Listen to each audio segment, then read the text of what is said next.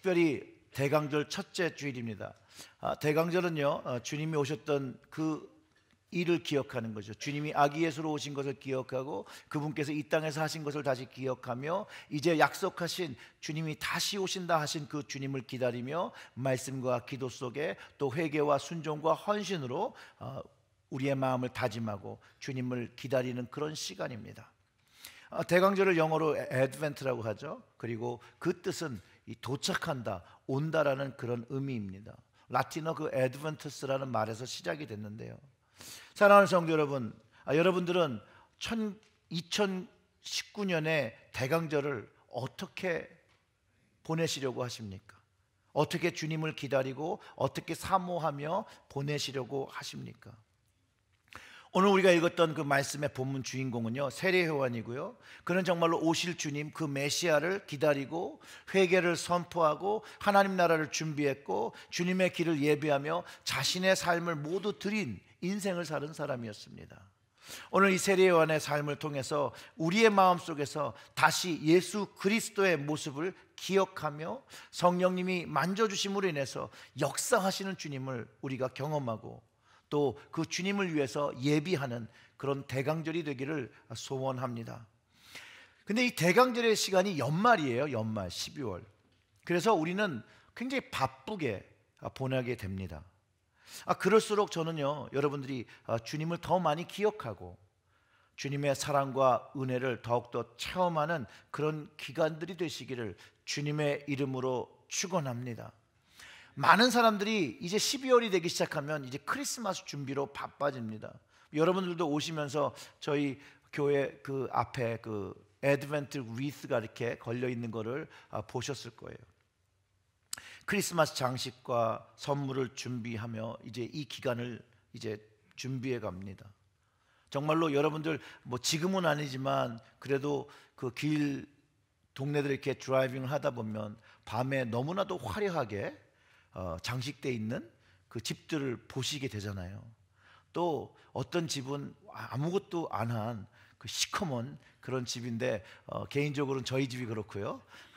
옆집들은 굉장히 또 화려하게 준비하는 것 같은데, 그런데 크리스마스를 준비할 때 이런 겉모습, 실제 의미는 상실하고 있고 그 중심되는 예수님은 이제 빠져버리고 화려한 장식과 선물을 교환하는 것과 친구의 모임을 하는 것과 가족의 모임하는 것으로 또 another holiday로 바뀌어지고 있다는 거예요. 예수님이 빠진 크리스마스 성탄은 아무런 의미가 없습니다. 물론 믿지 않는 사람들에게는 다른 의미를 부여할 수 있죠. 그러나 예수를 그리스도로 고백하는 크리스천들에게는 한 가지 의미밖에 없습니다. 그래서 우리는 해피 할로데이가 아니라 메리 크리스마스, 생명의 구주이신 예수님을 기억하고 기뻐하기 때문에 우리는 메리 크리스마스라고 해야 된다는 것이에요. 사랑하는 성도 여러분, 정말 성경이 증거하는 것처럼 예수님이 나의 주님이신 것, 나의 그리스도이신 그것을 고백하시고 믿으십니까? 뜨뜻미지근하시네. 정말로 예수님이 여러분의 구주이십니까? 이해할 때 이해하고 아니요 할 때 아니요 해야 돼요. 그러면 우리 역시도 세례 요한뿐만이 아니라 우리가 주님을 나의 구주로 고백한다면 주님이 오셨던 것뿐만 아니라 다시 오신다는 그 때를 예비하라고 우리에게 거룩한 사명을 주셨다는 것을 깨달아야 한다는 것이에요. 주의 길을 예비하라는 것은 세례 요한만의 소명이 아니라 우리의 소명이기도 하다는 거예요. 주의 길을 예비해야 한다는 것이에요. 근데 이 예비한다는 게 도대체 뭐 어떻게 하는 거냐? 원어적으로 보면 예비한다는 말은 그 카타스큐아조라는 그 히브리 말인데 이 말의 의미는 세운다라는 거예요. 뭔가를 세운다. 즉 하나님의 뜻과 예수님의 뜻이 우리의 삶 위에 세워지는 것을 의미하고 있다는 것이죠. 예수님의 그 사역과 예수님의 삶이 우리의 삶 위에 세워지는 것을 이야기하고 있다는 것이에요. 그렇기 때문에 만약에 주님의 길을 예비한 사람의 삶의 모습이 주님의 길을 예비한 것이라면 사람들이 나를 볼 때 무엇을 봐요? 주님을 위해 세운 것들을 보게 된다는 것이에요. 그러나 주님의 길을 예비하지 아니하고 내 삶에 내 인생을 내가 생각하고 내 것을 세웠다라면 사람들은 당연히 그 사람이 세운 인생을 보게 된다는 것이죠. 바로 우리가 주님의 길을 예비한다는 것은 우리의 삶의 고백, 예수가 그리스도인 것, 나의 구주이신 것, 나의 주님이신 것, 그 고백 위에 주님의 뜻이 내 삶에 세워지는 것이 주님의 길을 예비한다라는 의미입니다. 세례 요한은요, 주님을 예비한 사람이었어요. 메시아의 길을 준비하는 사명을 가지고 유다 광야에서 회개의 말씀을 선포하고 세례를 베풀었습니다. 하나님의 나라가 가까웠다, 회개하라. 지위를 막론하고 모든 사람들에게 회개하라고 했습니다. 헤롯 왕에게도, 유대의 왕에게도 회개하라고 했습니다. 그의 동생의 아내를 취한 것 회개하라고 했습니다. 하나님 나라가 가까웠다라고 했습니다. 그 책망한 것, 그 이유로 결국은 그가 참수용에 처해지죠. 그는 대나무같이 고든 선지자였습니다. 그러나 그의 메시지는 명확했습니다. 하나님이 주신 것을 가감없이 회개의 메시지를 전달했습니다. 그리고 그는 그 메시아 자신 뒤에 오시는 이가 성령과 불로써 세례를 주실 것을 확신하고 그 메시지를 선포했고, 예수님을 만나면서 자신 뒤에 오신다는 이가 예수님인 것을, 그리스도인 것을 깨닫고, 그가 어떻게 깨달으면 세례를 베풀 때 임하는 성령을 통해서 알았다라고 성경이 기록하고 있습니다. 마태복음 3장 16절과 17절은 이 당시를 이렇게 기록합니다. 예수께서 세례를 받으시고 곧 물에서 올라오실새 하늘이 열리고 하나님의 성령이 비둘기같이 내려 자기 위에 임하심을 보더니 하늘로부터 소리가 있어 말씀하시되 이는 내 사랑하는 아들이요 내 기뻐하는 자라 하시니라. 이 내용은 마가복음에도 있고 누가복음에도 있고 요한복음에도 모두 기록하고 있는 동일한 사건입니다. 물론 요한복음이 조금 다르게 기록하고 있는데, 요한복음을 통해서 보면 이 세례 요한이 그 당시 예수님이 누구인지를 정확히 알고 있었다고 기록하고 있습니다. 요한복음 1장 32절과 34절의 말씀을 보면 그렇습니다. 요한이 또 증언하여 이르되 내가 봄에 성령이 비둘기같이 하늘로부터 내려와서 그 위에 머물렀더라. 32절이 이래요. 나도 그를 알지 못하였으나 나를 보내어 자기를 선지자로 보낸 그분이 이렇게 가르쳐줬다는 거예요. 물로 세례를 베풀라 하신 그 이가 나에게 말씀하실 때 성령이 내려 누구 위에든지 머무는 것을 보거든 그가 곧 성령으로 세례를 베푸는 이인 줄 알라 하셨기에 내가 보고 그가 하나님의 아들이심을 증언하였노라. 사복음서 저자들이 이 한 사건을 놓고 동일하게 기록하고 있는 것을 발견할 수 있습니다. 특별히 이 요한복음의 저자 사도 요한은 이런 기록을 통해서 세례 요한이 예수님이 그 뒤에 오시는 메시아인 것, 그리스도인 것을, 하나님의 아들인 것을 확실한 그 증거를 기록해 놓고 있다는 것이에요. 그런데 오늘 본문을 보면 이 세례 요한이 예수님의 그리스도 되심을 의심하는 모습, 갈등하는 모습이 담겨 있다는 거예요. 분명히 예수님이 그 성령이 임하셔서 그에게 메시아로 오실 것을 확증했던 그 사건이 있었는데도 불구하고 그가 갈등하기 시작했다는 거예요. 갈등하기. 근데 그 갈등이 어디서 됐냐? 그 2절과 3절 읽어보면 이래요. 요한이 옥에서 그가 갈등하기 시작한 거예요. 옥살이의 그 한 환경이 또 그의 마음의 심경이 무언가 변화를 주었고 그가 갈등하기 시작해요. 그래서 그리스도께서 하신 일을 듣고 예수님이 뭔가를 하셨는데 그 일을 듣고 제자들을 보내는 거예요. 예수님이 하신 일이 본인이 생각했던 메시아의 일과 조금 달랐는지 질문을 하는 그런 일들이 된지는 구체적으로 설명하고 있지 않으나 자신의 제자들을 보내서 예수님께 질문하게 합니다. 어떤 질문이냐면 오실 그 이가 당신이오니까? 당신이 아니면 우리가 다른 일을 기다리오리까? 분명히 세례 요한이 그 세례를 예수님께 베풀며 그가 하나님의 아들인 것을 알았음에도 불구하고 갈등하고 있다는 거예요. 의심하고 있다는 거예요. 여러분, 의심하면 떠오르는 인물이 성경에서 누구입니까? 도마죠. 도마. 수많은 기적, 예수님의 수많은 기적과 치유하심을 경험하고 예수님의 부활을 믿지 못하던 그와 세례 요한은 동일한 인간의 연약함을 가지고 있다는 거예요. 환경과 자기의 생각이 주님을 온전히 이해하지 못하는 믿음을 만들고 있다는 것이에요. 믿음과 의심이라는 그 짤막한 작가 미상의 시를 나누겠는데요, 굉장히 이게 짧은데 그 믿음과 그 의심을 정확하게 구분합니다. 의심은 방해물을 보지만 믿음은 길을 봅니다. 의심은 한 걸음을 두려워하지만 믿음은 높이 날아오릅니다. 의심은 누가 믿지? 하고 묻지만 믿음은 내가 하고 대답합니다. 사랑하는 성도 여러분, 예수님이 여러분의 나의 생명의 구주이심을 정말로 믿으십니까? 오늘 본문 세례 요한같이 그분의 탄생과 부활과 재림에 대해 의심이 듭니까?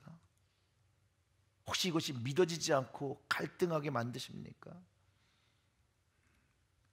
금방 그 시에 의하면 의심은 예수님께서 성령의 특별한 방법으로 태어나고 다시 부활하시고 재림하시는 것에 대한 장애물을 바라보게 하지만, 믿지 않을 증거를 보게 하지만, 그러나 믿음은 그 반대로 예수님께서 성령의 특별한 방법으로 태어나시고 부활하시고 재림하시는 그 성경의 말씀을 믿음으로 받고 자기의 그 믿음을 더 견고하게 한다는 것이에요. 오늘 나의 믿음이 의심을 넘어서 주님의 모든 것을 믿고 그 말씀이 그 주님의 길을 예비하라신 그 사명을 내가 감당하고 있는지 여러분 모습과 제 모습을 돌아보며 질문해보는 그런 시간이 됐으면 좋겠습니다. 사실 세례 요한도 한 의심입니다. 우리도 충분히 그런 의심이 생깁니다. 왜냐하면 이것은 인간의 연약한 믿음이기 때문에 또 성경이 이것을 가르쳐주고 있습니다.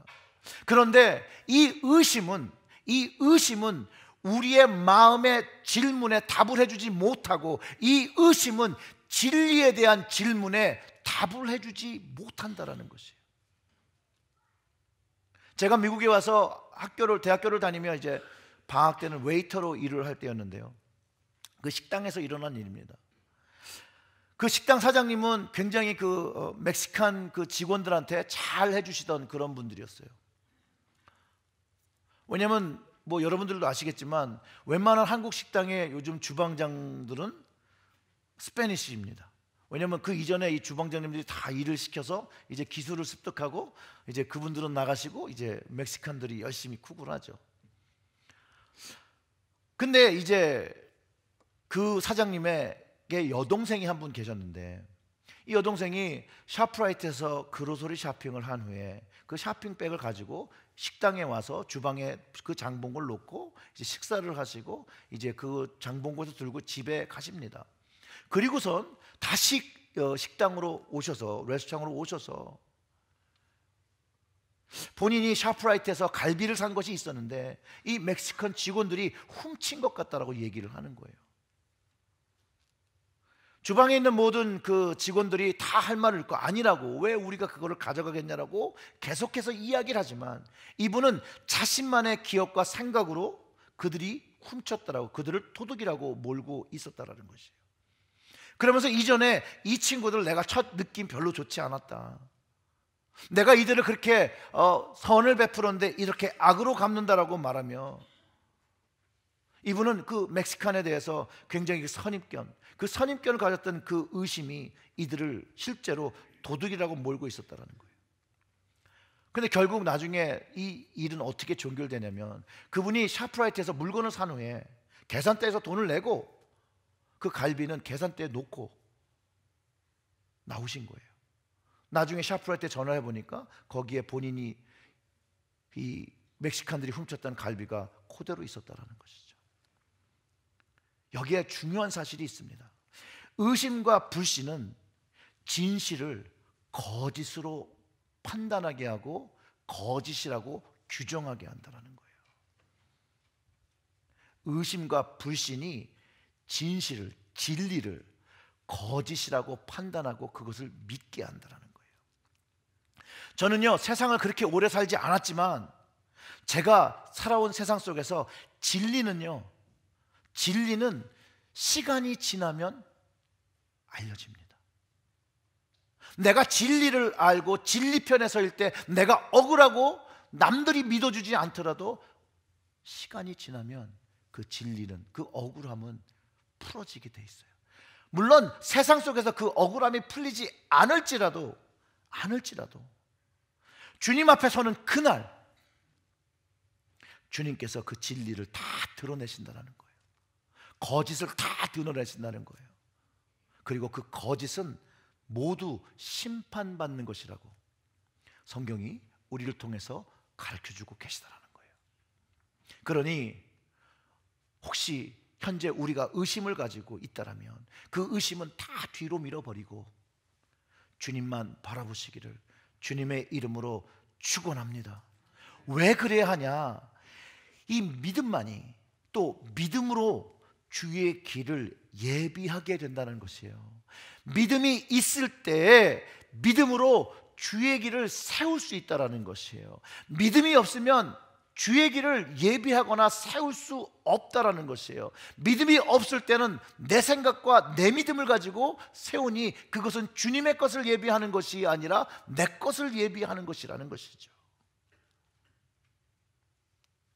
재미난 것은 예수님께서 이 의심하는, 이 갈등하는 세례 요한한테 뭐라고 했냐면요, 똑같이 믿음을 요구하셨어요. 주님이 하신 그것을 보고 믿으라는 것이에요. 그 4절과 5절에 그렇게 기록하고 있습니다. 예수께서 대답하여 이르시되 너희가 가서 듣고 보는 것을 요한에게 알리되 맹인이 보고 못 걷는 사람이 걸으며 나병 환자가 깨끗함을 받으며 못 듣는 사람을 들으며 죽은 자가 살아나고 가난한 자에게 복음이 전파된다 하라. 이 모든 약속의 말씀이, 메시아에 대한 약속의 말씀이 주님으로 인하여 성취됐다라는 것을 깨달으라는 것이죠.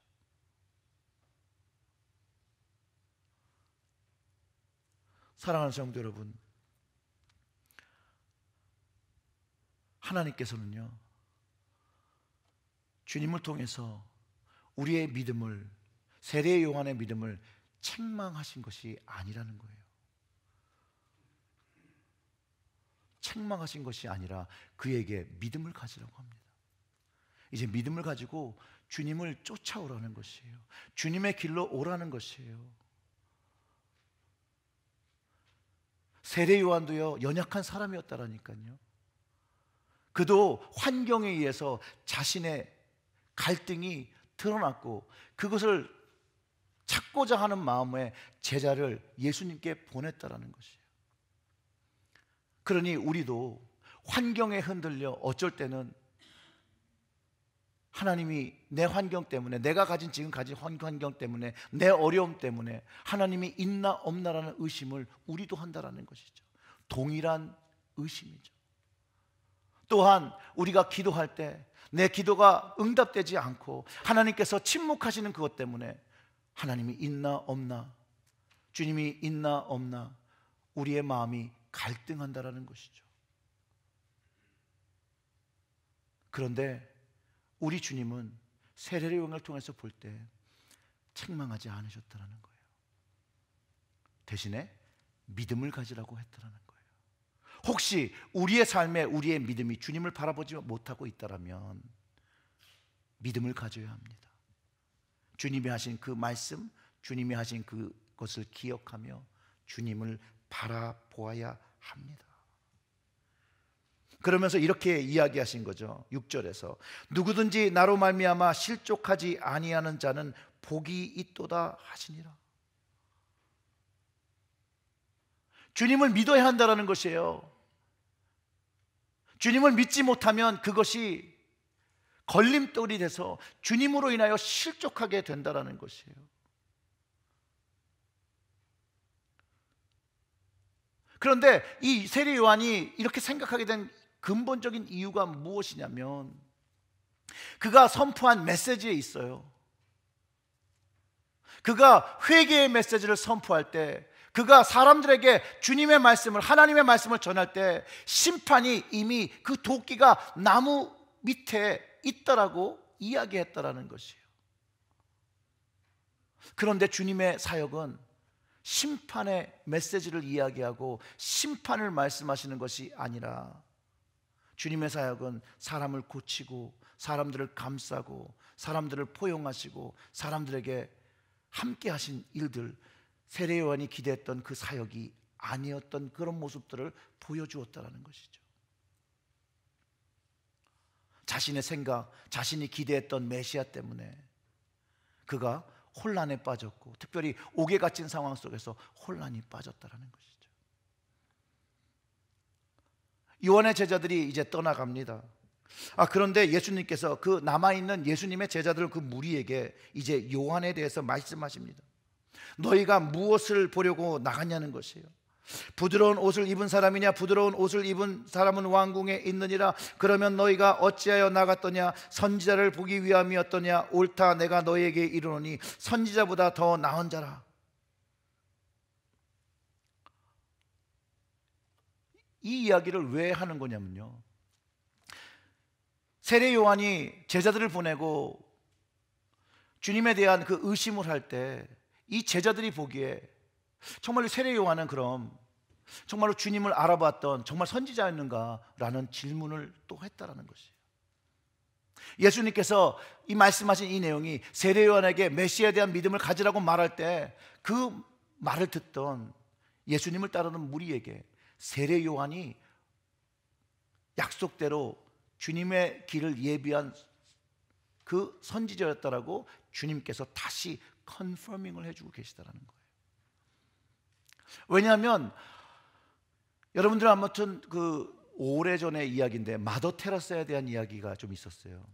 마더 테레사가 사역을 하면서 어려워서 자기의 저널에 자신들이 갈등했던, 사역을 하며 어려웠던 점들을 기록한 것이 있는데 그것이 세상에 나오면서 사람들이 질문하기 시작했다는 거예요. 아니 정말로 그럼 마더 테레사가 믿었던 그 하나님이 진짜야? 정말로 그가 하나님을 믿었던 사람이야? 라고 질문했다는 거예요. 또 목회자들이 실수함으로 인해서, 목회자들의 연약함으로 인해서 한순간에 그 이전의 삶이 하나님께 영광을 돌리는 삶을 가졌음에도 불구하고 그들의 연약한 모습으로 인해서 그 이전에 한 것들이 모두 다 가치 없는 것으로 여겨져 버리는 그런 습성들이 우리에게 있다는 것이죠.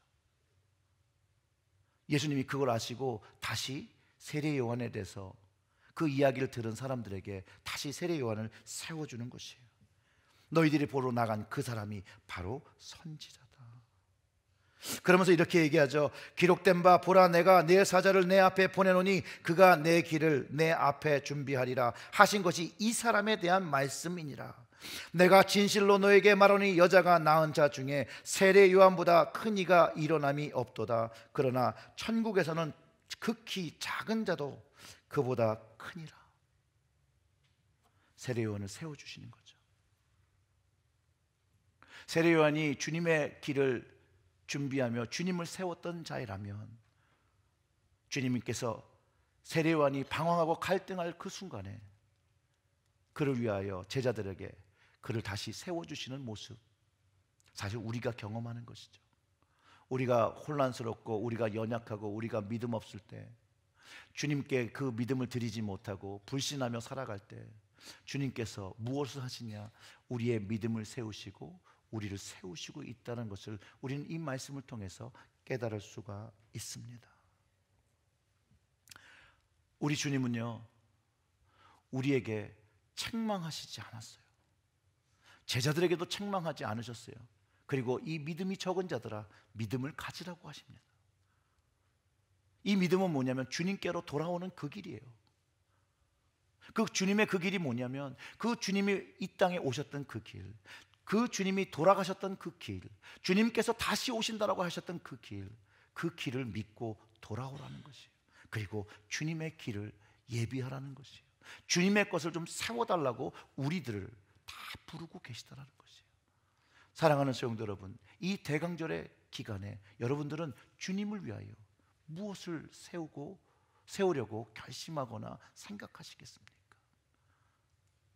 이 대강절 2019년에 새롭게 시작하는 이 대강절 첫 주에 여러분 고민하고 기도하시면서 내가 주님을 위하여 주의 길을 예비하기 위해서 내가 내 인생 속에 세워야 하는 것이 무엇인지를 여러분 고민하고, 또 그 고민을 통해서 주님이 주시는 그 은혜를 경험하고 말씀의 능력을 경험하고 주님께서 나를 향한 그 품으신 그 뜻을 이해하고 그 거룩한 부르심에 여러분들이 화답하며 나가시는 여러분 되시기를 주님의 이름으로 축원합니다.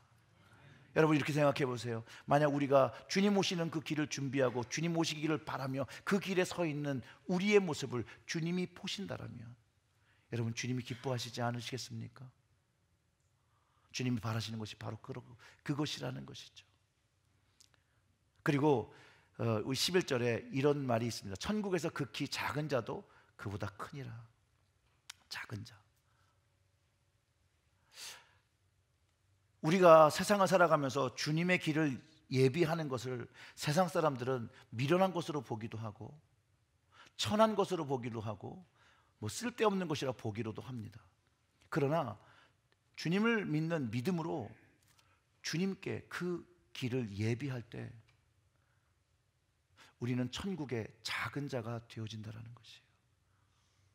우리가 천국의 작은 자가 되어서 주님께 작은 정성을 드리고 작은 능력을 들여서 주님의 길을 예비할 때 주님께서 우리를 칭찬하시고 우리에게 미소 주시고 우리를 향해서 축복하시는 주님의 음성을 우리 각자의 심령이 들을 수 있다라는 것이죠. 사랑하는 성도 여러분, 대강절 첫째 주입니다. 기도하시면서 이 대강절의 의미를 깊게 새기시고 작년 대강절과 다른 주님을 위한 대강절 되시기를 주님의 이름으로 축원합니다. Redeeming love.